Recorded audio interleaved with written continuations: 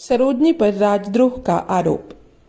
Africa में सरोजनी नायडू ने उपनिवेशों में अंग्रेजों की शासन व्यवस्था एवं दमनकारी नीतियों की भरपूर आलोचना की। सार्वजनिक मंच पर दिए गए भाषणों में उन्होंने उनकी धूर्तता, अन्याय और कुकृतियों का विस्तृत उल्लेख किया। इससे वहां के ब्रिटिश अधिकारी विचलित हो उठे।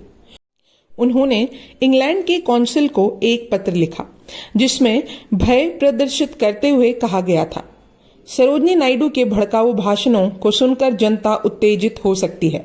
यदि उन्हें रोका नहीं गया तो यहाँ भी भारत जैसी आंदोलनकारी गतिविधियां जोर पकड़ लेंगी। शीघ्र कार्यवाही करते हुए 10 मार्च 1924 को भारत मंत्री ने वायसरॉय को एक तार भेजा।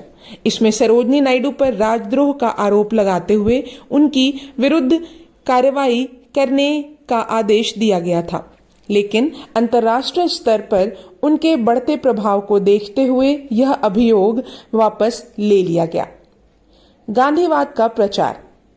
कारावास के दौरान गांधी जी का अधिकांश समय अफ्रीका का इतिहास लिखने या पुस्तकें पढ़ने में व्यतीत होता था।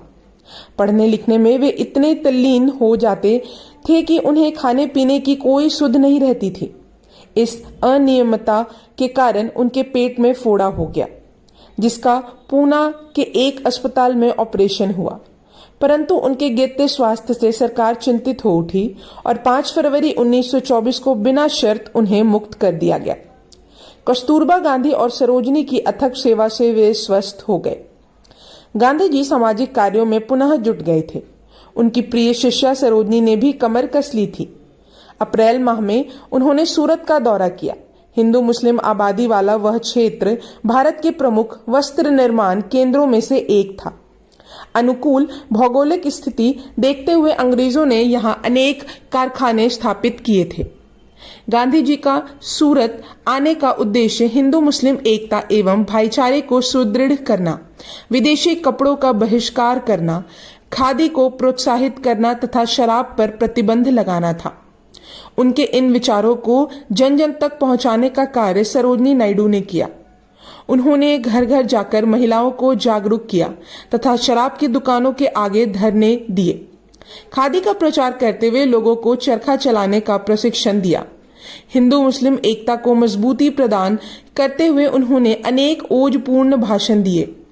यदि यह कहा जाए तो अधिक उपयुक्त होगा कि सूरत में गांधी जी के आदर्शों को प्रचारित करने में सरोजनी नायडू ने अहम भूमिका निभाई। उनकी वक्तृत्व कला और नेतृत्व क्षमता ने गांधी जी को अत्यंत प्रभावित किया। उनकी योग्यताओं का लोहा मानते हुए उन्होंने यंग इंडिया के 17 जुलाई 1924 के अंक में सरोजनी द सिंगर शीर्षक लिखा था। यद्यपि मुझे विश्वास है कि हिंदू मुस्लिम एकता की वृद्धि में अपना नम्र योगदान दे सकता हूँ, तथापि अनेक दृष्टियों से सरोजनी यह कार्य मुझसे भी अधिक अच्छी तरह से कर सकती है। वे मुस्लिमों को मेरी अपेक्षा कहीं अधिक घनिष्ठता पूर्वक जानती है, उनके घरों में आती जाती है। इन योग्यताओं के साथ साथ वे एक नारी है। यह उनकी सबसे बड़ी योग्यता है जिसमें कोई पुरुष उनकी बराबरी नहीं कर सकता। यह भाग यहीं समाप्त होता है। अब हम अगले भाग में जानेंगे प्रथम महिला कांग्रेस अध्यक्ष बनी सरोजनी। तब तक के लिए धन्यवाद।